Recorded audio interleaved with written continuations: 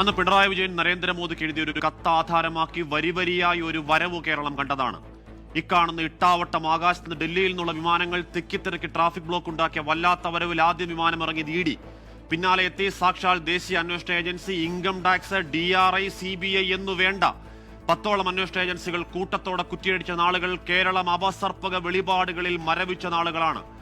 കടത്തിവന്ന സ്വർണം വിറ്റപണം, ഭീകര പ്രവർത്തനത്തിനുള്ള ഫണ്ടിംഗ്, സംഘത്തിന് മുംബൈ ഡി കമ്പനി ബന്ധം, സ്വപ്ന സുരേഷിന്റെ ഫോണിൽ സാക്കിർ നായിക്കിന്റെ ചിത്രം, ടാൻസാനിയ ബേസിൽ തൂക്കം പിടിച്ചൊരു KT റമീസ്, ഏതോ ഫൈസൽ ഫരീദ്, ടിയാന്റെ ആഗോള ബന്ധങ്ങൾ, വിഭ്രാത്മകമായ ഉണ്ടയില്ലാ വെടികളുടെ പെരുമഴയിൽ ഈ കേസിൽ UAPA ചുമത്താൻ തെളിവന്ത് അന്വേഷണ സംഘമേ എന്ന് 100,000 വട്ടം കോടതി ചോദിച്ചതും കേരളം കേട്ടതാണ്.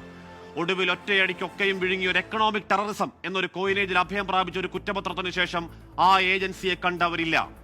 അങ്ങനെ അന്വേഷണങ്ങളുടെ അത്രയും കൂമ്പടഞ്ഞ് ഏതാണ്ടൊരു സ്വാഭാവിക ചരമത്തിലേക്ക് പോകുമ്പോഴാണ് ജയിൽ തറയിൽ പായില്ലാതെ കിടന്ന നാളുകളുടെ ഓർമ്മക്കുറിപ്പുമായി ശ്രീമാൻ ശിവശങ്കറിന്റെ നൊസ്റ്റാൾജിക് എൻട്രി. അവലക്ഷണം പിടിച്ചൊരാനയുടെ നെടുമ്പുറത്ത് കയറിയിരുന്ന സ്വപ്ന സുരേഷ് മലർക്ക തുറക്കുന്നതാണ് അസംബന്ധ നാടകത്തിന്റെ 2ാം അധ്യായം.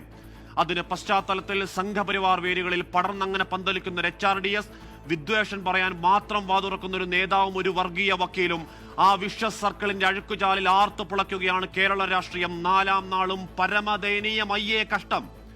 ഇനി നമ്മൾ മാധ്യമങ്ങൾ ഷാജ് കിരണെ പോലൊരു ആഗോള വിടുവായനും സ്വപ്നയും പറയുന്ന കൊച്ചുവർത്താനത്തിന്റെ 1.5 മണിക്കൂർ ശബ്ദരേഖ ഡീകോഡ് ചെയ്യാൻ തല പുകച്ചുവെങ്കിൽ ഞാനടക്കം എന്റെ പ്രിയപ്പെട്ട സഹപ്രവർത്തകർ നെഞ്ചത്ത് കൈവച്ചെന്ന് ആലോചിക്കണം.